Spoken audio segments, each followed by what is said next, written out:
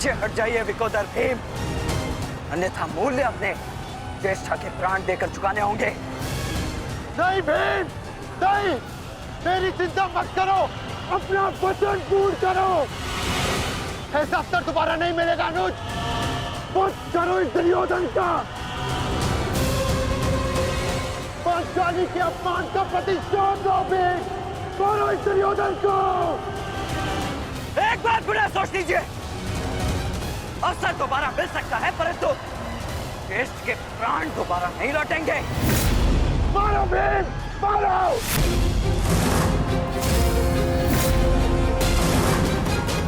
दुर्योधन!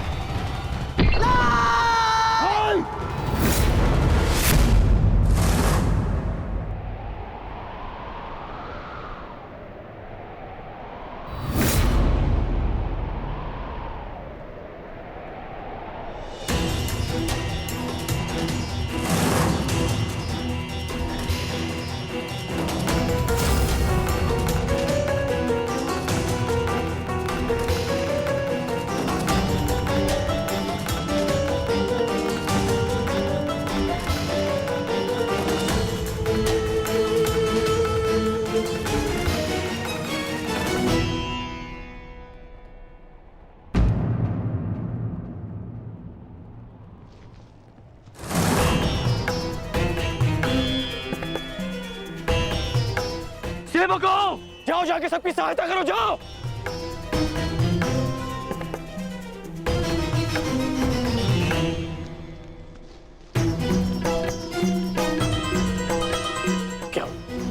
क्या हुआ?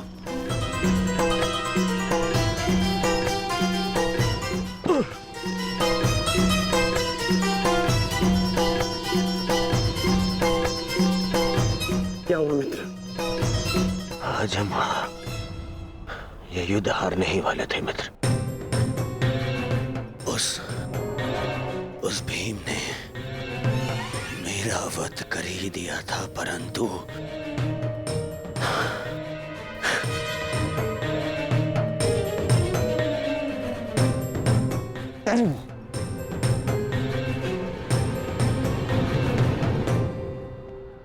ठीक समय पर आकर वृषसेन ने पूरी परिस्थिति को ही बदल दिया।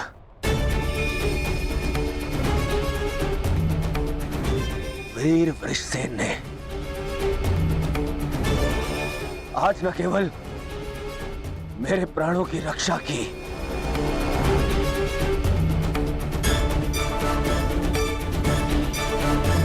अभी तो कौरव सेना को एक लज्जाजनक हार से भी बचाया।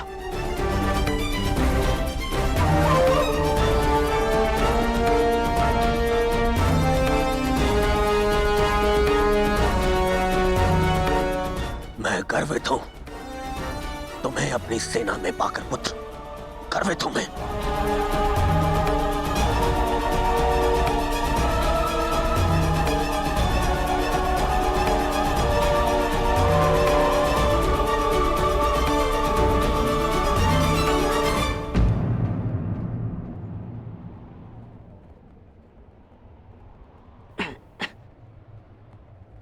आप फिर से मेरे घाव देख रहे हैं ना पिताश्री, और मैं फिर से यही कहूंगा, चिंता मत कीजिए। आज का युद्ध समाप्त हुआ और युद्ध भूमि में जो कुछ भी हुआ उसे भुला देना ही श्रेयस्कर है। अपितु उन बाधाओं को समझने का प्रयास करना चाहिए जो हमें विजयश्री बनने या प्राप्त करने से रोक रही है।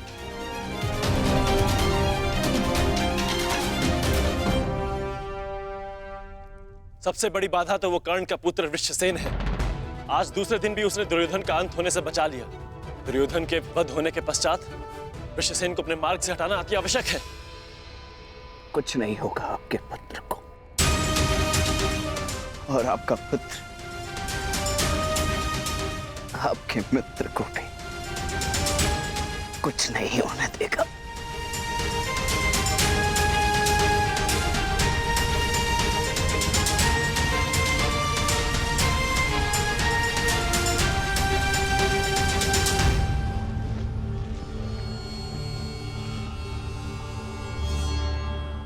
मित्र, आज का दिन हमारे पक्ष में नहीं था। तुम हमारे साथ होते तो कदाचित ऐसा नहीं होता।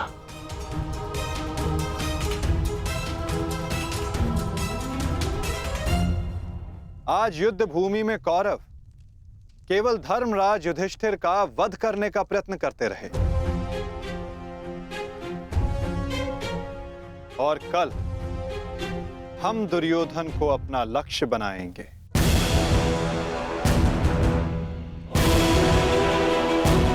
क्योंकि दुर्योधन के अंत के साथ कौरवों की पराजय भी निश्चित है।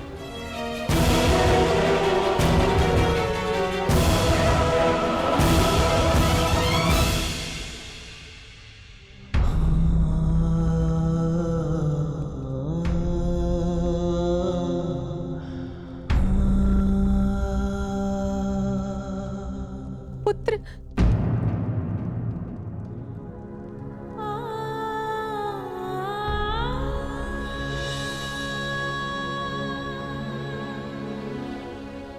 ये क्या दशा बना दी है इस युद्ध ने तुम्हारी? अरे माता, आप कब आई? माता हूं।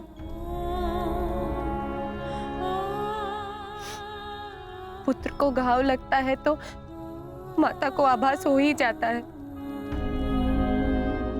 मेरे मन ने कहा कि मेरा पुत्र संकट में है, दौड़ी चली आई।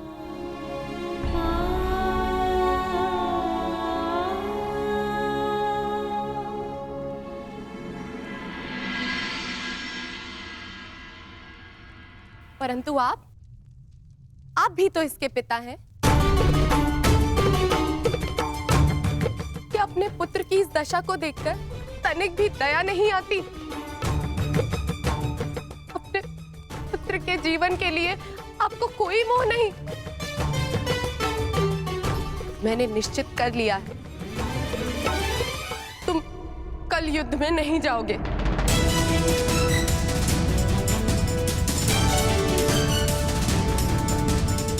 परंतु माता, मैंने कहा ना, ये मेरा अंतिम निर्णय है।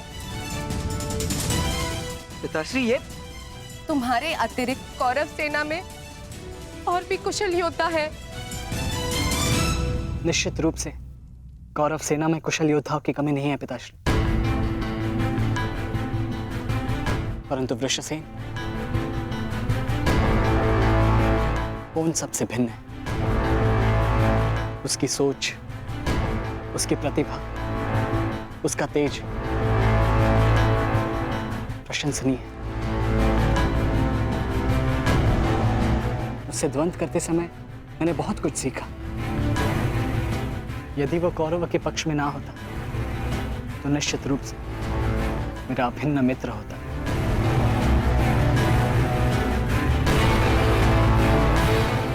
परंतु समझ में नहीं आता कि उसमें इतना तेज आया कहां से। कुछ जन्म से, कुछ कर्म से। वो अंगराज कर्ण का पुत्र है,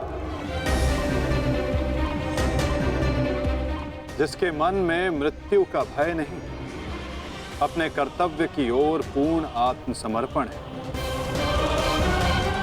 उस पर तेज स्वतः ही आ जाता है। अभिमन्यु,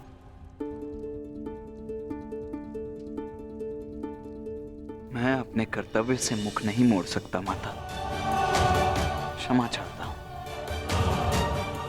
आप मुझसे मेरे प्राण भी मांगेंगी तो मैं अभी अपना शीश काटकर आपके चरणों में रख दूंगा, परंतु मैं अपने वचन से विमुक्त नहीं हो सकता माता। मैं वचनबद्ध हूं। मैं युद्ध में पराजित होकर लौटने वाला नहीं। या तो मैं विजयी होकर कंधों पर बैठ कर आऊंगा या वीर गति को प्राप्त करके कंधों पर लेट कर।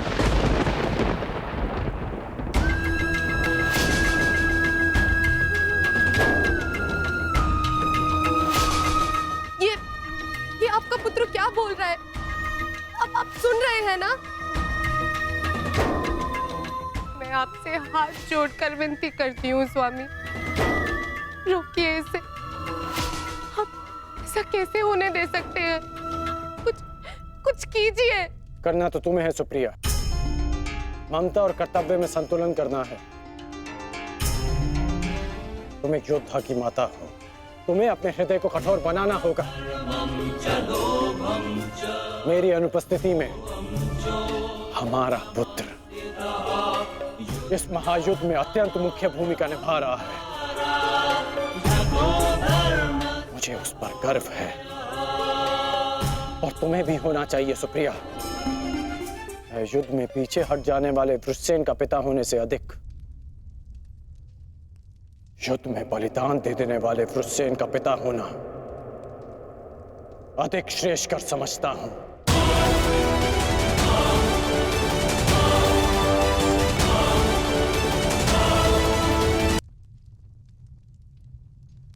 और तुम्हें भी समझना चाहिए सुप्रिया, तुम उसकी माता हो, उसकी शक्ति बनो, उसकी दुर्बलता नहीं। हर मनुष्य अपना लक्ष्य चुनता है और मैंने और वृषसेन ने भी अपना लक्ष्य चुन लिया है। हमारा लक्ष्य ये महायुद्ध है और युद्ध बलिदान मांगता है। और यदि वो बलिदान मेरा या मेरे पुत्र का होगा तो हमसे अधिक भाग्यशाली और कोई नहीं होगा सुप्रिया। परंतु मैं इसकी माता हूं। हर कोई जो इस युद्ध में है उसकी भी माता है, वो भी किसी का भाई, बेटा, पिता या पति है। यदि हर माता तुम्हारी भांति विलाप करने लग जाए तो इस युद्ध में योद्धा रिक्त हो जाएंगे। जब युद्ध क्षेत्र में मृत्यु समक्ष खड़ी होती है तो योद्धा पुकारता है, हे मृत्यु, तैयार यदि तू आने को, प्रसन्न मुख आ, द्वार खुला है, तेरा स्वागत, प्रसन्न मुख आ।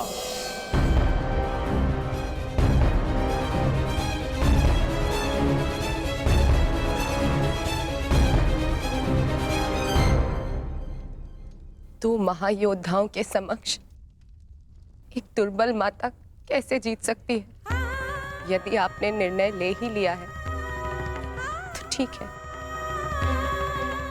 किंतु एक बात स्मरण रखना, यदि मेरे पुत्र को कुछ भी हुआ तो उसके उत्तरदायी आप होंगे और इसके लिए मैं आपको कभी क्षमा नहीं करूंगी।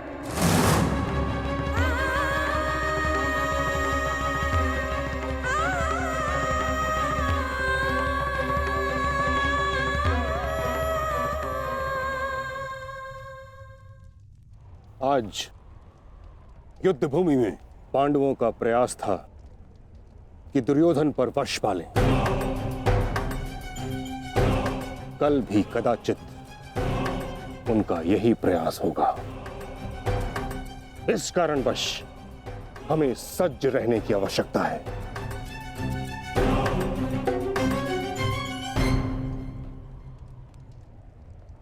कल हम गरुड़ व्यूह की रचना करेंगे और इस व्यूह का नेतृत्व स्वयं मैं करूंगा। गरुड़ की आंख के स्थान पर मेरा रथ होगा। उसके एक पंख पर गुरुद्रोण आप और दूसरे पंख पर अश्वत्थामा, मध्य में मद्रराज शैल्य और युवराज दुर्योधन अंतिम रेखा पे रहेंगे। कुशल योद्धाओं का दल उनका सुरक्षा चक्र बनकर रहेगा और किसी भी मूल्य पर यह सुरक्षा पंक्ति टूटनी नहीं चाहिए। ये लीजिए, ये नई रणनीति लाए। पितामह, आपकी अब तक कोई भी रणनीति सफल तो हुई नहीं है। ऐसा ना हो कि आपकी ये रणनीति भी असफल रहे। ऐसे मत देखिए, कुछ अनुचित कह रहा हूं, सत्य कह रहा हूं। अब तक आपकी किसी भी रणनीति का कोई भी वास्तविक लाभ हमें नहीं मिला है। आज जो घटित हुआ है और जो घटित हो सकता था, मैं जानता हूं। अरे सेना को छोड़िए, आप तो मेरी सुरक्षा का कर्तव्य, अपने युवराज की सुरक्षा का कर्तव्य भी पूर्ण नहीं कर पाए। हे पितामह, अब मुझे आप पर विश्वास नहीं रहा पितामह। नहीं दुर्योधन, पितामह के अतिरिक्त तुम्हारी रक्षा और कौन कर सकता है? मैं करूंगा, मैं करूंगा, मैं करूंगा, मैं करूंगा।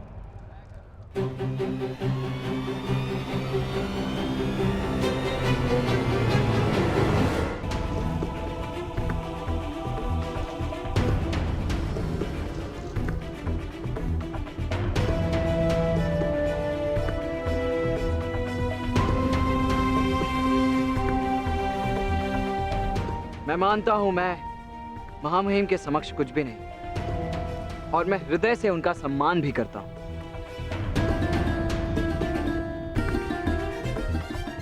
किंतु यदि युवराज मुझे अवसर दें तो मैं उनकी सुरक्षा के लिए सदैव तत्पर रहूंगा।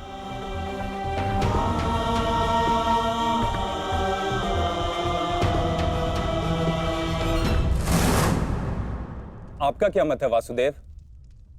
कल कौरव किस रणनीति के साथ युद्ध क्षेत्र में उतरेंगे?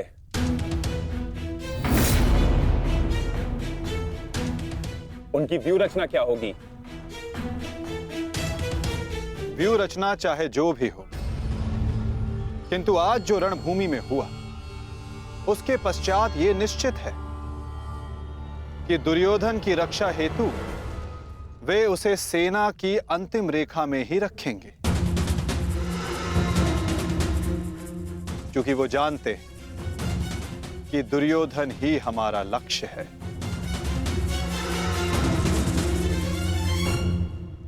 यदि ऐसा है तो फिर हमें कौन से व्यू का उपयोग करना चाहिए माधव?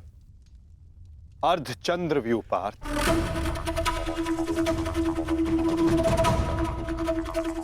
उसी व्यू के कारण हम दुर्योधन को रणभूमि की ओर ला पाएंगे।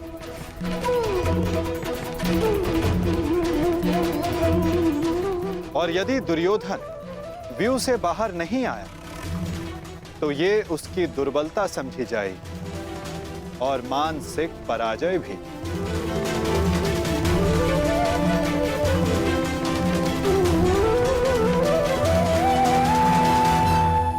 कल दुर्योधन की रक्षा कोई नहीं कर पाएगा, वो चाहे आचार्य द्रोण हो या पितामह, अश्वत्थामा हो या दुशासन या फिर वृक्षसेन।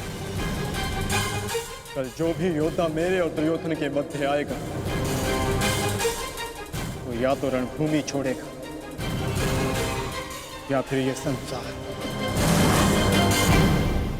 मेरे पिताश्री आप पर पूर्ण विश्वास करते हैं युवराज, और मैं अपने पिताश्री की ओर से आपको यह वचन देता हूं कि जब तक मेरे शरीर में अंतिम श्वास रहेगी तब तक मैं युद्ध भूमि में आपकी सुरक्षा के लिए प्रस्तुत रहूंगा।